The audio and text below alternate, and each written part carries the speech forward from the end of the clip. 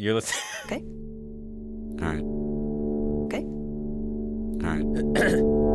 You're Listening. to Radio Lab. Radio Lab. Shorts. From WNYC. C and NPR. Hola, soy Jad Abumrad y esto es Radio Lab, el podcast. Hoy estoy solo porque Robert está de viaje, pero tengo una historia corta para ustedes. De hecho, son dos historias en las que he estado pensando por algún tiempo. Tratan sobre los misterios de la creatividad, sobre una pieza musical y una condición neurológica que une a dos personas separadas por el tiempo y el espacio.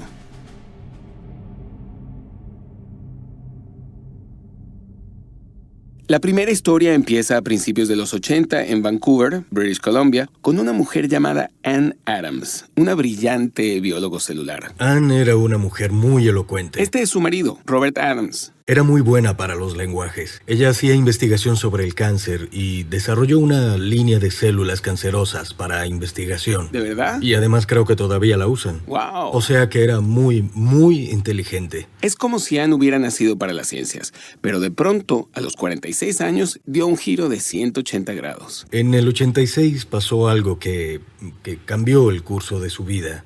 Todo comenzó cuando su tercer hijo, Alex, tuvo un grave accidente en un auto. Y nos dijeron que probablemente no volvería a caminar. Anne decide que va a tomarse un descanso para ayudarlo a recuperarse y, de hecho, su hijo logra volver a caminar. Pero en lugar de volver al trabajo, ella decide renunciar a la ciencia y dedicarse a pintar. Sí, en ese momento Anne decidió que eso es lo que iba a hacer a tiempo completo. ¿Ella había pintado antes? Sí, ella pintaba bastante cuando estaba en bachillerato. Claro, esto había sido hace mucho tiempo atrás y a su marido le pareció un poco raro, pero le siguió la corriente. En poco tiempo, ya ella había convertido una de las habitaciones de la casa en un estudio para pintar. Pintaba casitas, edificios, iglesias. Al principio pintaba objetos sencillos, pero luego Se puso a pintar imágenes inspiradas en lo que ves por un microscopio. células, bacterias, y después de eso Fresas. hizo una serie de pinturas con unas fresas de color rojo fuego. Por ejemplo, una de ellas era como un grifo de agua del que salía un chorro de fresas. Wow. Hizo algo que llamamos el universo fresa, en el que las fresas parecían planetas, tenían anillos como si fuera Saturno. Creo que hizo unas 35 o 36 pinturas de fresas, pero luego cambiaba y se ponía a pintar otras cosas. Incluso después de que su hijo se recuperó, Después de que se curó y tiró las muletas y volvió a la escuela, Anne siguió pintando. trabajaba todo el día. 10 horas al día haciendo estas pinturas que cada vez eran más y más grandes y más abstractas, y luego llegó un momento en el que hasta su marido se sorprendió. Porque para alguien que no había pintado desde el bachillerato, de pronto ella era tan prolífica. Y es muy posible que ya en esa época algo le estuviera pasando. algo que no era todavía visible. O sea, en apariencia, todo marchaba bien. Ella estaba pintando, trabajando, vendía sus pinturas, las presentaba en galerías, se volvió una artista de éxito. Pero en 1994... Ella decidió, no sé por qué, porque nunca supe por qué decidía hacer estas cosas. Ella decidió que iba a hacer una pintura de esto. el bolero. El bolero. Sí, el bolero.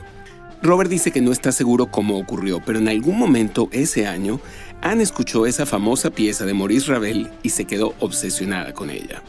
No podía dejar de escucharla. Se puso a tocarla en el piano, luego empezó a hacer bocetos, deconstruyendo cada nota, cada melodía, asociándola con colores. Aquí tengo una página. Es de sus apuntes. Dice que la nota La es plateada, La menor es color cobre, Si es verde manzana, Si menor es verde metálico. Y poco a poco esa pintura Es bastante grande y está formada por 2 paneles, uno al lado del otro, de colores muy eléctricos. parece una tormenta de símbolos y triángulos y tiene estas cosas que parecen dientecitos y cada cosa tiene un significado y tiene rectángulos. Van de un lado al otro sobre uno de los paneles y cada uno tiene un triángulo en la base. Y la altura de cada rectángulo tiene que ver con el volumen de cada nota. Es una increíblemente obsesiva traducción de la música a un lenguaje visual. Y al igual que la melodía del bolero, los símbolos se repiten y se repiten y se repiten obsesivamente y se van haciendo más y más y más grandes hasta que al final del segundo lienzo se deshacen. A propósito, el título de la pintura es Deshaciendo el bolero. Y aquí es cuando la cosa asusta un poco. Anne hizo todo esto sin saber nada de Ravel. La pieza se llama Deshaciendo el bolero, que es más o menos lo que le pasó a Ravel después de componer el bolero. Y esto nos conduce a nuestra segunda historia. ¿Empezamos? Sí, cómo no. Este es Arby Ornstein. Soy profesor de música en la Escuela de Música Aaron Copland en Queens College. Arby ha escrito sobre Ravel, ha tocado las obras de Ravel, ha hablado con todos los que conocieron a Ravel. Se puede decir que siempre tengo presente a Ravel en mi mente. Maurice Ravel es el gran compositor, obviamente uno de los grandes. Nació en 1875. Su papá fue ingeniero. Su madre era de una antigua familia vasca. Vasca española, ¿no? Sí, exactamente. Y es por eso que algunas de sus composiciones, como el bolero, suenan un poco españolas. En fin, el caso es que su madre lo alienta a que estudie música y él se va a París en el 1890 y conoce a Claude Debussy. Y juntos, digamos que inventan un estilo de música que hoy en día llamamos impresionista y que tiene un sonido Muy fluido. Es casi una ensoñación sensual, muy colorido. muy florido. Sí, exactamente. Pero entonces, al igual que Anne, Ravel da un giro. Fue en 1928. Cuando tenía 53 años, más o menos la misma edad de Anne, Ravel tiene un año absolutamente fenomenal. viene de una gira por Estados Unidos con miles de espectadores, Está en la cumbre de su creatividad. ha regresado a Francia, se fue a una casa en la playa Se pone un traje de baño rosado. y cuenta la historia que estaba a punto de salir a la playa cuando de pronto esta melodía se le metió en la cabeza y él se fue corriendo al piano. Y con el dedo índice tocó da da da di da da da di da da da. Y así fue. Le llegó así, completa. Bueno, no sé si la tocó completa de una vez o si solamente la comenzó, pero a lo menos la comenzó. Pero este es el giro. Cuando se sentó a desarrollarla entera, en lugar de hacer la melodía más florida de la misma forma en la que componía todo lo demás, él decide que no voy a hacer eso. Voy a tomar esta melodía y la voy a repetir una vez y otra vez y otra vez y otra vez más y otra vez más. El tema no cambia ni una nota. Lo único que cambia es la orquestación que crece alrededor de la melodía. Muy despacio. Poco a poco va creciendo, va creciendo. Con más acompañamientos, más instrumentos tocan la melodía. Pero la melodía en sí, por más de 340 compases, no cambia. Al punto de que los músicos que la tocan Salen directo al psiquiatra después de terminar de tocarla. La primera vez que la tocaron en París, una mujer en la audiencia se paró y gritó: «¡Ravel está loco!». lo cual no era totalmente cierto, pero más o menos. 6 años después de que compuso el bolero, esto fue en 1933, Ravel comienza a olvidar palabras.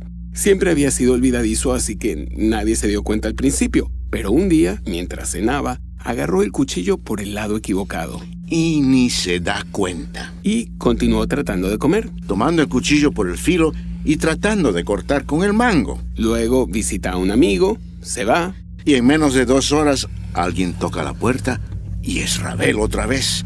No se acordaba de que ya había estado allí. Apenas 2 horas antes. En 1935, Llegó un momento cuando ya no podía escribir más. o hablar. Su lenguaje se había evaporado. Arby cuenta que hay documentos donde se ve cómo Ravel estaba tratando de volver a aprender el alfabeto. A, una y otra vez. B, con una letra temblorosa y muy pequeña. Es doloroso verlo. Fuera lo que fuera que ella tenía, se estaba poniendo peor. Y esto es lo raro. Igual que Ravel, 6 años después de terminar su bolero, Ya en el año 2000, creo, a Anne se le empiezan a olvidar las palabras. ella trataba de decir cosas y no podía. Buscaba las palabras y no las encontraba. Eventualmente Anne termina en San Francisco, en la Universidad de California. En el 2002 le hicieron un montón de pruebas. So how are you today? Fine.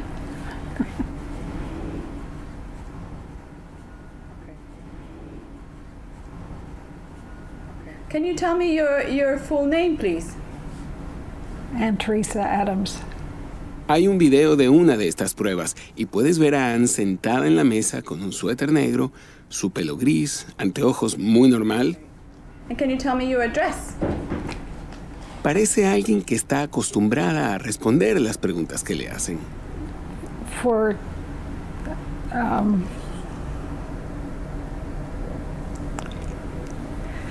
23 Pero apenas es capaz de decir su dirección Which town? o el nombre de la ciudad en la que vive. which town? Vancouver. Great.